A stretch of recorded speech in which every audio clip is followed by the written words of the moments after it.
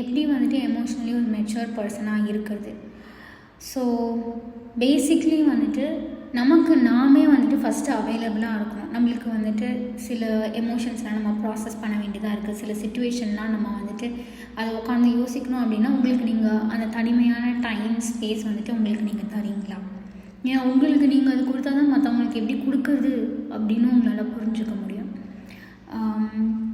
So நீங்கள் வந்துட்டு யாராவது ஏதாவது சொன்னாங்களோ இல்லை செஞ்சாலோ அது வந்துட்டு நீங்கள் அதை பர்சனலாக எடுத்துக்கிறீங்களா?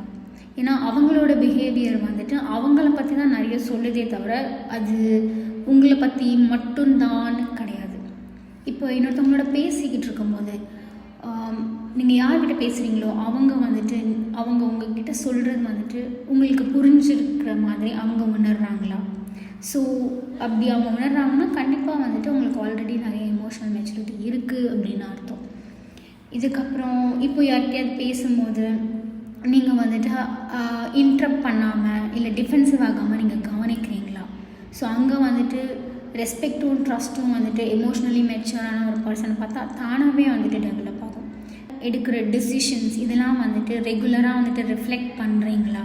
உங்களோட ஆக்ஷன்லாம் எதில் போய் முடியுது, அதில் இன்னும் நீங்கள் என்ன பெட்டராக பண்ணலாம், இதெல்லாம் வந்துட்டு நீங்கள் யோசிக்கிறீங்களா?